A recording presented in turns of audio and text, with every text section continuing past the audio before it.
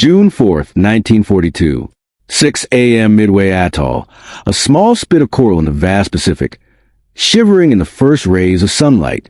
The ocean mirrored a pale, trembling sky. On the runway, for B-26 Marauders waited, their metal skins glinting, engines rumbling like caged beasts.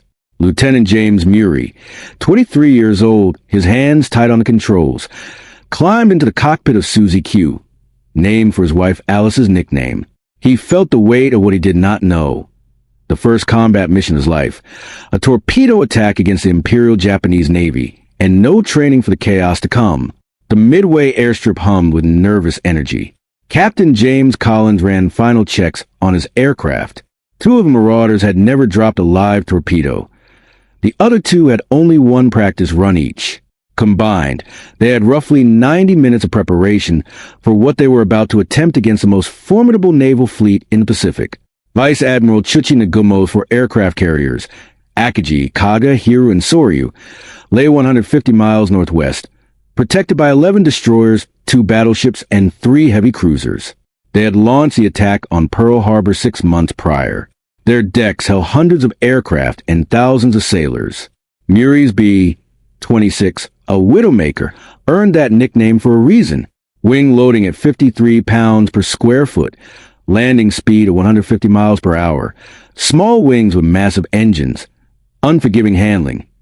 Every pilot who knew the Marauder whispered, sometimes prayed, about the coffin-like nature of this aircraft. But the mission demanded more.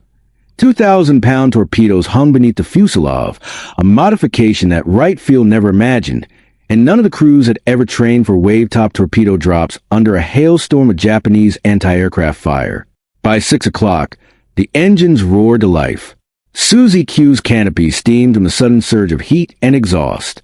Murray's co-pilot, Second Lieutenant Pren Moore, checked the gauges. Navigator William Moore scanned their plotted course. Bombardier Russell Johnson went over torpedo alignment procedures one last time, while gunners John Gogoe, Frank Mello, and Earl Ashley performed their final checks. The mathematics of survival were grim. Earlier that morning, Navy torpedo squadrons attacking the same Japanese fleet lost 45 of 51 aircraft in under 8 minutes. Almost all men died instantly.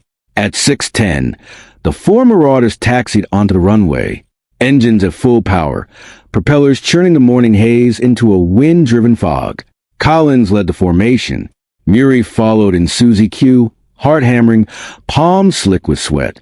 They lifted off together, for small shadows climbing into the sky, heading toward certain chaos, 12,000 feet above the water before plunging toward their target. Murray's thoughts were a mixture of concentration and disbelief. He was about to fly a plane not designed for this kind of combat, over an enemy fleet prepared to annihilate him. And yet, there was no hesitation. Training or not, fear or not, the mission demanded forward motion. As the ocean stretched beneath them, endless and glittering, 30 Japanese Zero fighters rose like black hawks in the carriers, converging at staggering speed. Murray dropped Susie Q to 200 feet, scanning for tracers in the early light, feeling the Marauder respond violently to every adjustment, the small wings trembling under the immense engines. Ahead, Captain Collins's plane wove a desperate pattern, tracer rounds snapping past the cockpit. The roar of enemy fire mixed with the wind in Murray's ears. Every second counted. Every foot of altitude risked death. Murray called out positions to his crew, more marking distances to target. Johnson readying the torpedo release, the gunners bracing for incoming fire. The Marauder was alive beneath him, screaming over the Pacific. A 7,000-pound bullet aimed at the heart of the Japanese fleet. The first 10 minutes of the mission would define survival. 7:10 a.m. The first flares of Japanese anti-aircraft fire erupted around Susie Q. Moody, Murray's call sign in the air, watched Captain Collins's bomber twist hard left, tracers snapping past like deadly spiders. The Marauder shuddered under the stress. Moody forced Susie Q lower, 150 feet, then 100, then barely 50 above the glimmering Pacific. The propellers churned seawater into a fine spray across the windshield, each droplet reflecting the sun like a tiny warning. Navigator Moore called out the ranges to target. 3,000 yards, 2,000 yards. 1,500 yards. The Japanese flagship Akagi steamed below, a steel leviathan surrounded by the smoke and flashes of her escort's guns. Massive 25mm shells erupted ahead of the formation, black clouds of fire and debris twisting in the air.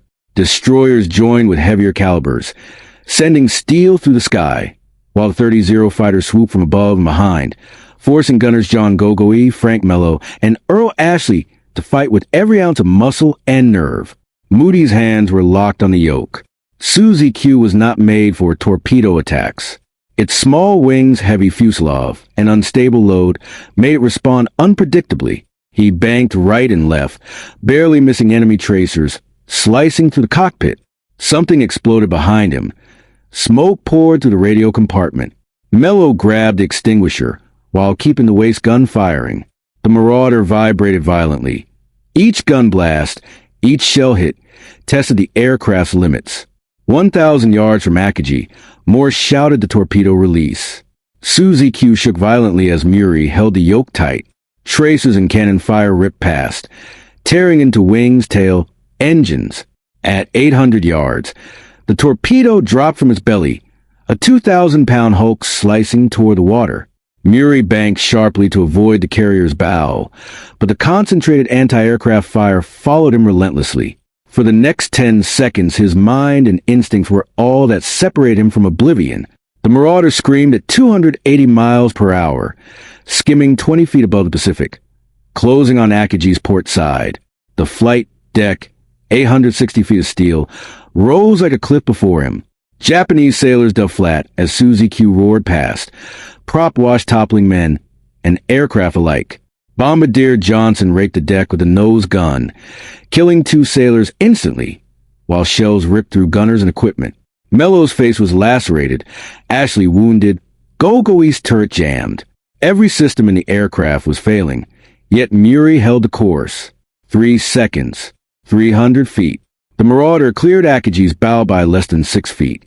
The roar of the engines, the screaming wind, and the explosions around them created a sensory wall. Suzy Q thundered down the flight deck, past Park Zeros, past terrified sailors, then climbed back toward wave-top altitude. The Japanese fleet's guns tried to reacquire the target, but the B-26 vanished into the chaos. Muri leveled Suzy Q at 100 feet, surveying the damage. Engine sputtering, hydraulic lines failing, electrical systems gone. Crew members moved through smoke and fire to tend to the wounded. Moore crawled back to his seat, bloody but determined. Johnson's nose gun had fired its last rounds. Ashley and Mello fought through pain to keep the Marauder defensible. Suzy Q was a walking, flying catastrophe, but it was still airborne. Meanwhile, Captain Collins's aircraft, trailing smoke, fought to stay aloft beside Suzy Q. Both bombers were dead meat, yet they pressed forward. Japanese fighters broke off, the Zeros low on fuel, leaving the B-26 limping toward Midway. 150 miles of open ocean stretched between them and the runway. Every instrument, every gauge, every heartbeat was a calculation in survival. Suzy Q had survived the first Hellfire battle. The Marauder, battered, smoking, one engine failing, carried 7 men toward Midway, each second a testament to pilot skill, courage, and unbroken determination. The fight over Akagi had ended, but the journey home, through a maelstrom of mechanical failure and human injury, had only just begun.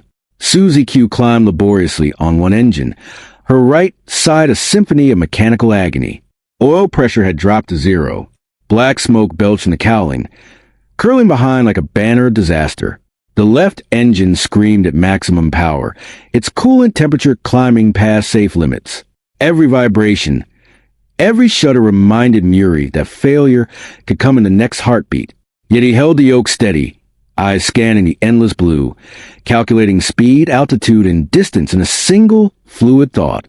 Inside the fuselage, Moore crawled past twisted panels and smoke to check the wounded. Gunners Ashley, Mello, and Gogoi were battered, bleeding, but alive. Their courage was as crucial as the engines themselves. Moore's hands were blackened with soot and blood as he bandaged them, his voice calm, methodical, keeping everyone focused. "Hold on. Just hold on," he muttered. There was nothing else to do but fly. The B-26 instruments were largely dead. Compass still worked. Altimeter still worked. Everything else was flickering or dead. Fuel gauges indicated half tanks. But with the right engine effectively destroyed, every mile was a negotiation with physics and luck. Murray kept Susie Q at low altitude, just 50 feet above the waves, feeling the aircraft's response in the yoke, listening to every metallic groan, every propeller whine. 20 miles from Midway, a formation of Japanese bombers and fighters returning from the island attack spotted Susie Q. Several Zeros peeled off to intercept. Murray pushed the left engine to its absolute limit. Susie Q accelerated to 280 miles per hour, racing the horizon, the Pacific blurring beneath them. The enemy fighters tried to match the speed, but fuel constraints and previous engagements forced them to fall back. The immediate threat passed, but the danger of the aircraft itself had never been greater. Moore began the manual gear extension process. The hydraulic system was destroyed. Without it, landing normally was impossible. The handle required 40 full rotations under normal conditions. Now, bent linkage meant he might need 80. Sweat ran down his face as he cranked, every muscle straining, fingers blistered and bleeding. Murray adjusted the left engine to stabilize the plane as the fuselage groaned with every bump and wave. 10 miles out, the main landing gear clicked into place, one tire missing the rim bearer, but locked. The nose will stubbornly refuse to budge. Moore had doubled his effort. Each rotation was agony, but determination carried him. 5 miles from the runway, he felt the nose drop, locking into place. All three wheels now held. The aircraft precarious, but technically capable of landing. Murray assessed the runway. 6,500 feet of coral, scarred with bomb craters and debris from earlier attacks. Every second counted. Susie Q approached at 190 miles per hour, dangerously fast for AB-26 on one engine with battle damage. The left engine howled as Murray carefully reduced throttle, balancing speed with control. Below, the wreckage-strewn runway approached like a knife's edge. Sparks would erupt as the bare metal rim met the coral. Murphy knew every miscalculation could be fatal, but every second of delay could be worse. 3 miles out, Murray leveled Susie Q. Smoke from earlier attacks drifted across the runway, partially obscuring hazards. Burned-out aircraft and flaming craters marked the final approach path. Ground crews and medics sprinted toward the bomber as it descended. Murray adjusted rudder and throttle, fighting a damaged plane, a crippled engine, and the weight of wounded men aboard. The Marauder touched down. Right gear first, then left on the rim. Sparks screamed, metal screeched. The aircraft lurched violently left. Murray stomped the rudder, fighting to keep Susie Q aligned. The nose slammed down. Propellers ripped through the coral, shredding blades. Susie Q rolled, groaning and smoking, finally slowing to a stop with just 800 feet to spare. The silence that followed was deafening. Medics swarmed the aircraft. The wounded were extracted, stabilized, and rushed to care. The crew sat in shock, muscles trembling from adrenaline, eyes wide with the memory of flight that should have killed them. 506 bullet holes had riddled Susie Q, yet she had delivered 7 men home.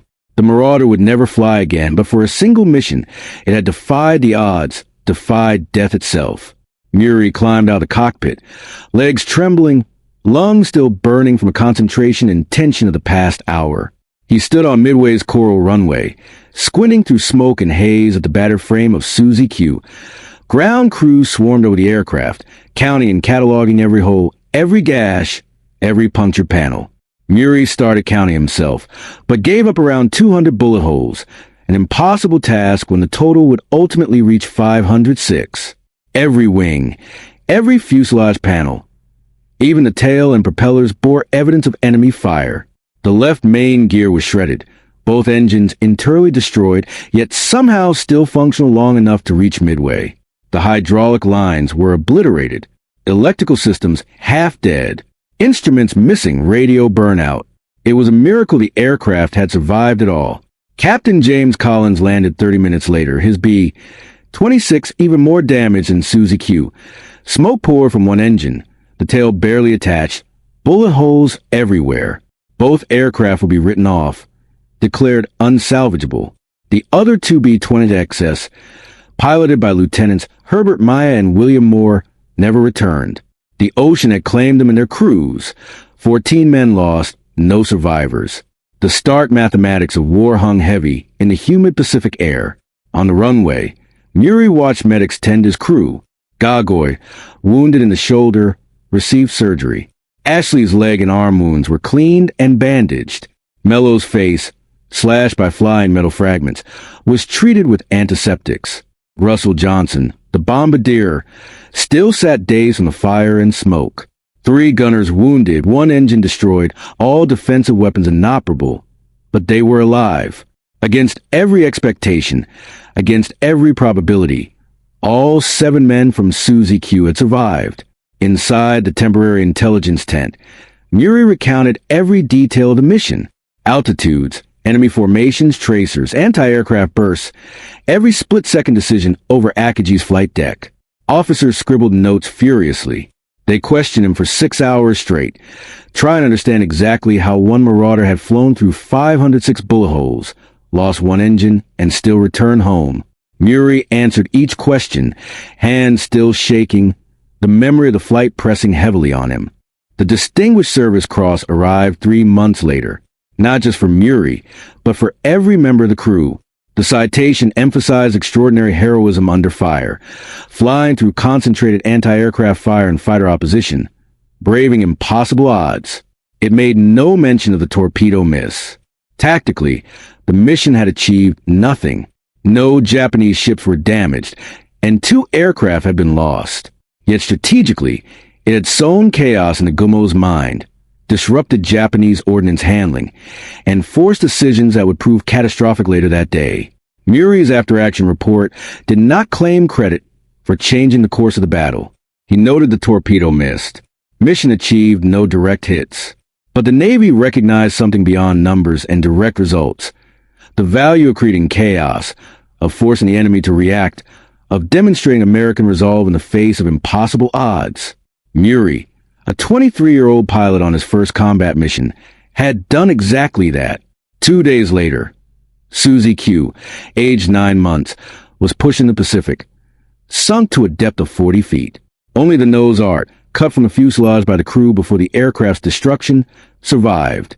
Susie Q, painted in delicate letters after Murray's wife Alice, would hang decades later in the National Museum of the United States Air Force, a tangible reminder of courage, resilience, and the human cost of war.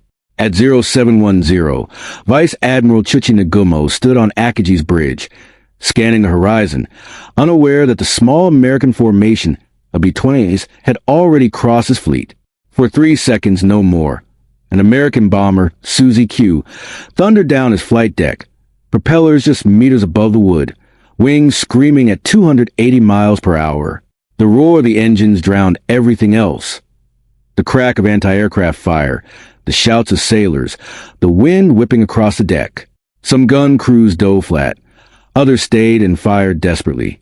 Tracers converged on the marauder from every angle, but the bomber held course. Moody, Murray's pilot, kept his eyes locked on the flight deck ahead. 20 feet, 15 feet, 10 feet, he held it steady. The nose gun opened fire as the bomber passed, shells ripping across the deck, striking Japanese personnel in positions. Smoke and sparks filled the air, but the B-26 was unstoppable.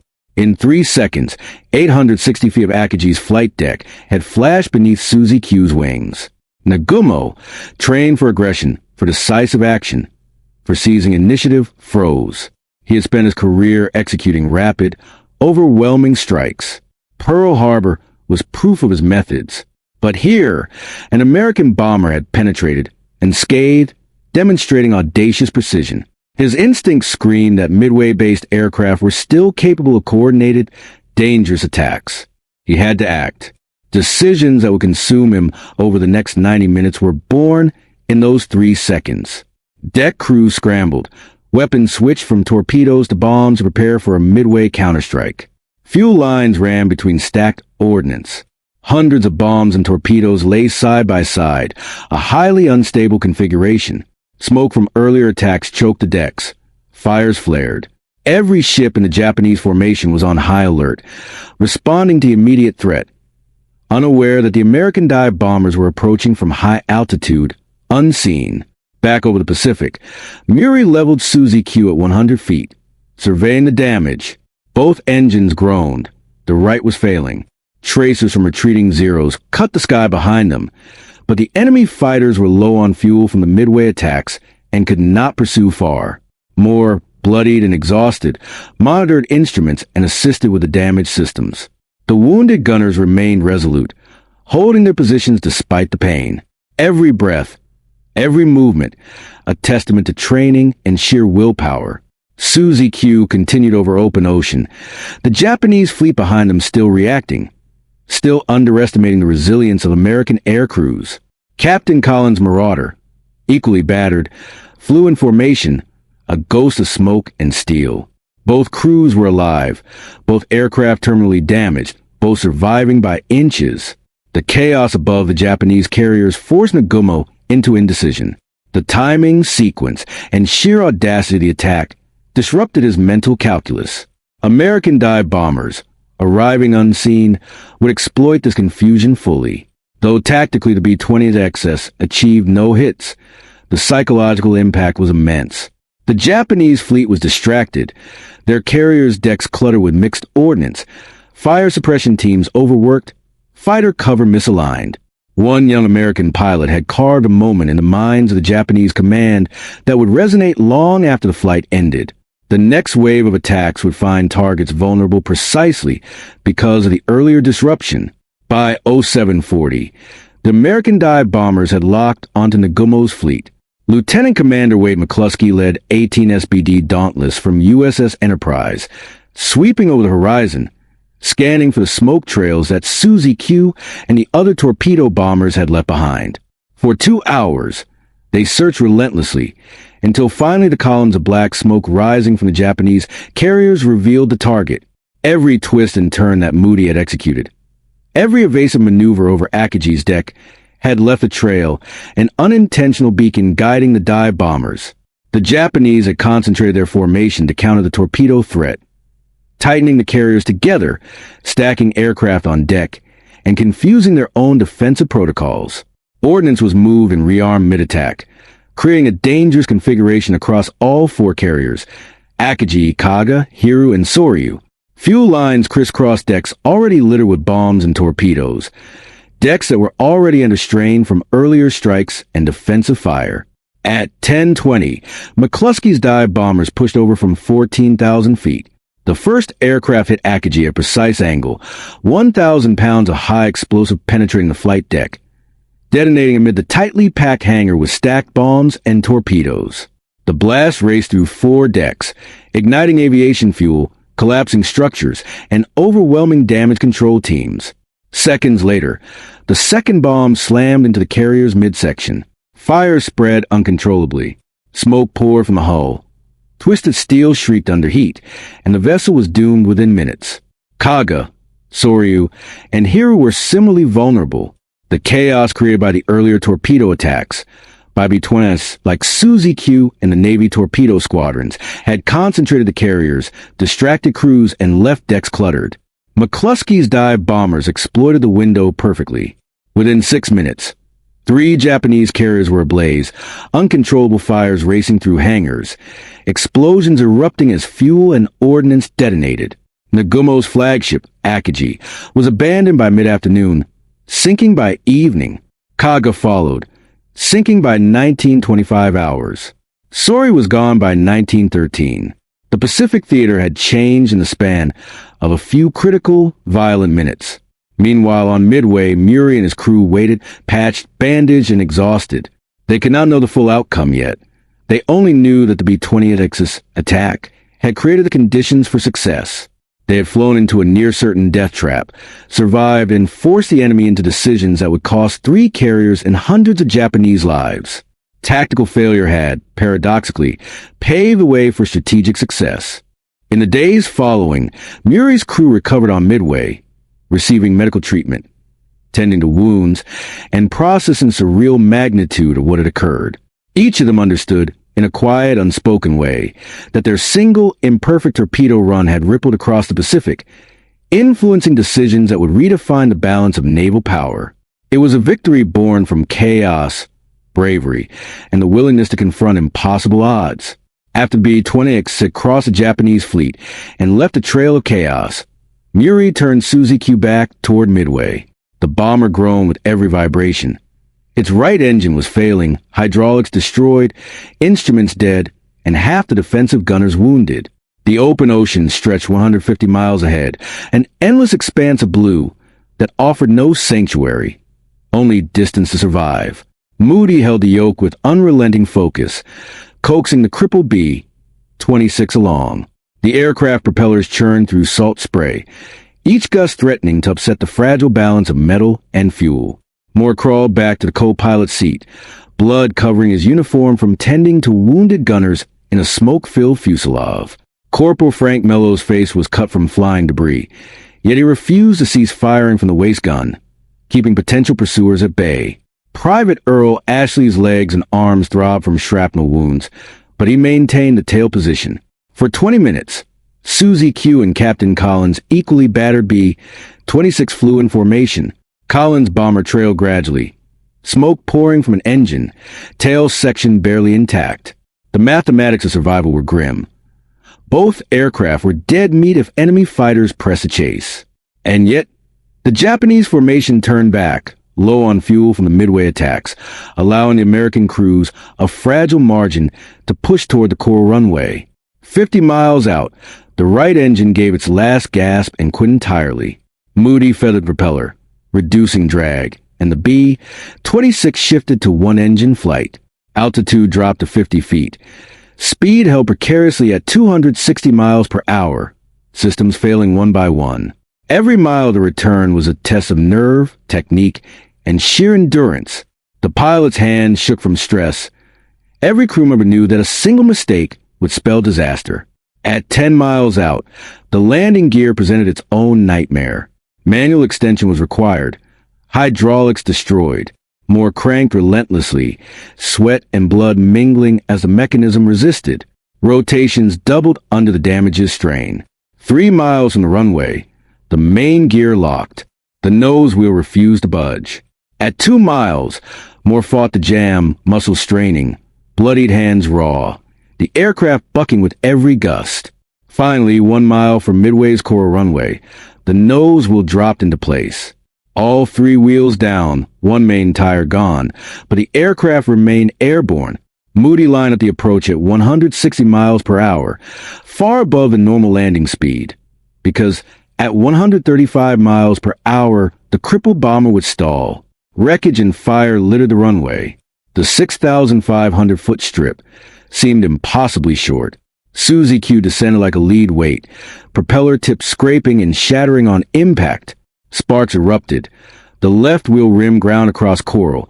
Nose threatened to pitch violently. But Moody's footwork held the aircraft steady. Brakes held their last pressure. Rudder and throttle adjustments danced a ballet of survival. Finally, the B-26 rolled to a stop with 800 feet to spare. Silence descended, overwhelming after the roar of engines, tracers, and explosions. Medics swarmed the aircraft, extracting the 3 wounded gunners. Murphy climbed out of the cockpit, counting bullet holes. He stopped at 200. The ground crew chief methodically cataloged 506 separate impacts. Tracer rounds, cannon hits, holes through every major system. Suzy Q, aged 9 months, 1 combat mission, and 506 bullet holes, had survived. The crew had survived. On the Coral runway of Midway, the reality of the morning's battle began to sink in. Suzy Q, battered, scarred, and smoking from internal damage, sat silently under the mid-morning sun. The metal of her fuselage had been pierced more than 500 times. 1 engine was on its last legs, the other barely holding. The left main tire was gone, propellers shredded, hydraulics dead, and most instruments useless. Yet she had brought all 7 men home. Against every mathematical calculation, against every expectation of survival, they had returned.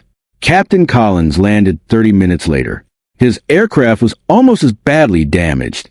473 bullet holes, 1 engine dead, tail section barely hanging on, 2 crew wounded. The other 2 B-26s Lieutenants Herbert Maya and William Moore, had not been so fortunate. Both had been destroyed during their torpedo runs, plunging 14 men into the Pacific with no survivors. The ocean, merciless and silent, claimed them. Their sacrifice was total, their mission a tactical failure. But in a larger strategic picture, the chaos they left behind would ripple forward in ways invisible to them. Murray watched ground crews swarm over Suzy Q, cataloging damage for intelligence purposes. Cannon holes through the wings, machine gun holes across the fuselage, tail section resembling Swiss cheese. Every major system had been compromised, yet the aircraft had flown. The marvel of engineering met the precision of piloting. Murray understood then that survival in combat was never just about skill. It was about timing, luck, and the disciplined execution of split-second decisions under impossible pressure. The wounded gunners were treated. Staff Sergeant John Goggoy's shoulder required surgery. Ashley's legs and arms were cleaned and bandaged.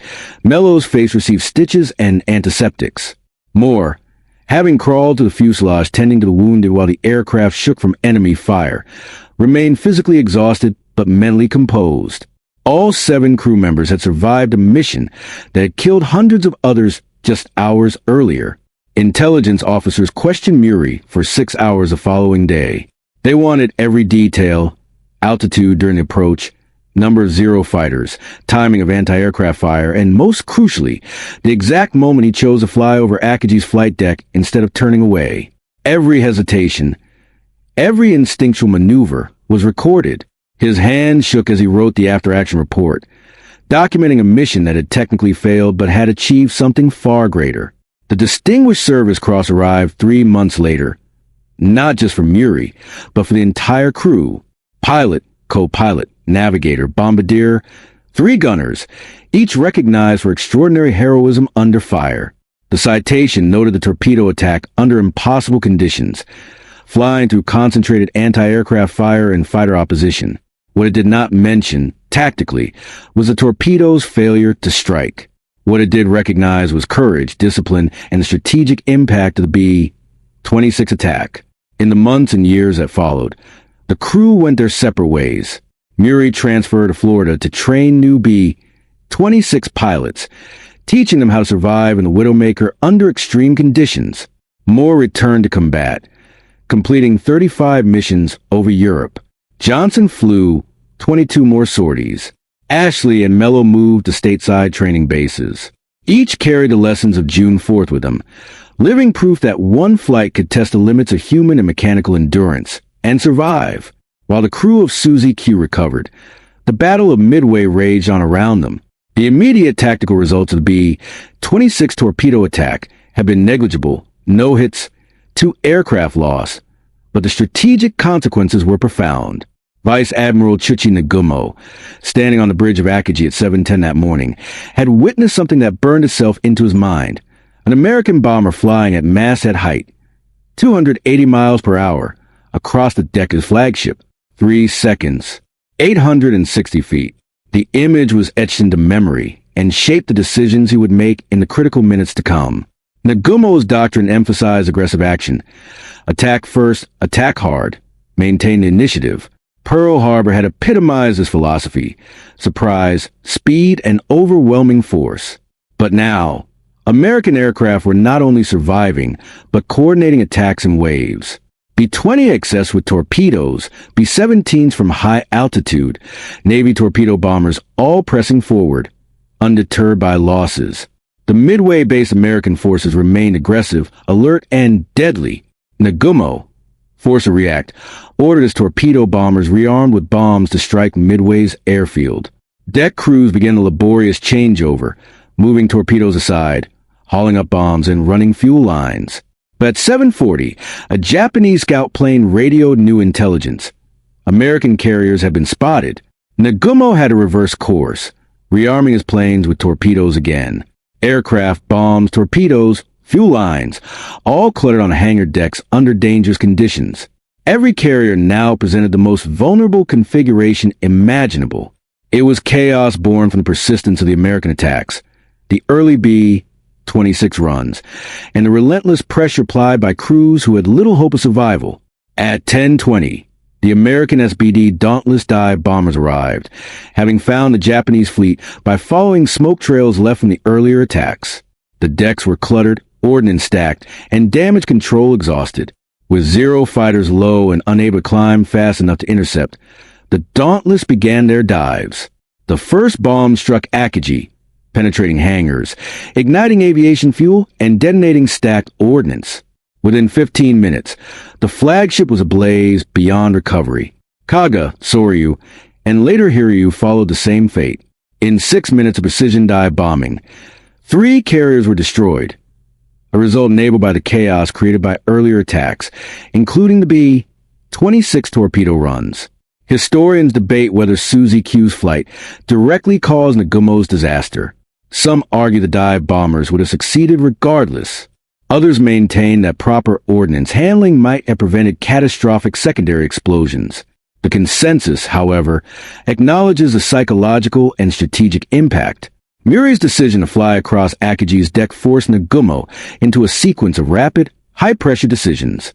That moment, just 3 seconds long, altered the positioning of his fleet, set the stage for the dive bomber's success, and ultimately shifted the balance of the Pacific War. For Muri and his crew, the tactical failure was a complex triumph.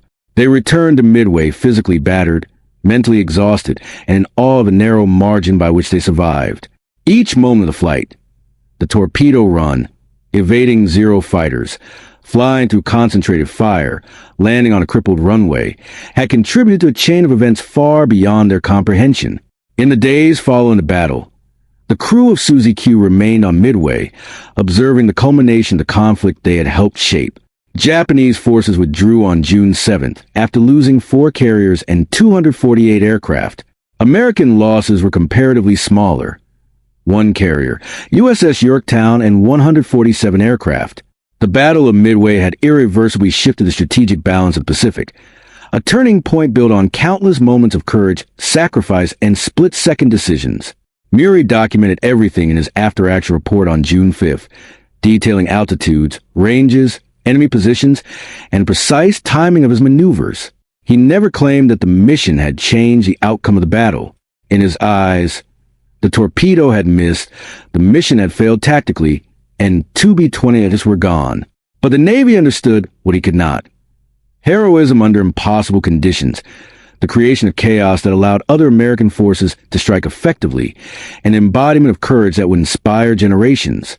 The Distinguished Service Cross recognized him and his crew for extraordinary heroism, noting their tenacity and resolve without dwelling on the tactical failure. In the months that followed, Muri trained new B-26 pilots in Florida, imparting lessons learned from the Widowmaker, approach speeds, engine management, single-engine handling, and survival under overwhelming odds. Moore returned to combat, flying 35 missions over Europe. Johnson completed 22 more sorties. The wounded gunners recovered and continued service, while Ashley and Mello trained new crews stateside. Each carried the memory of that day and the lessons of survival under fire.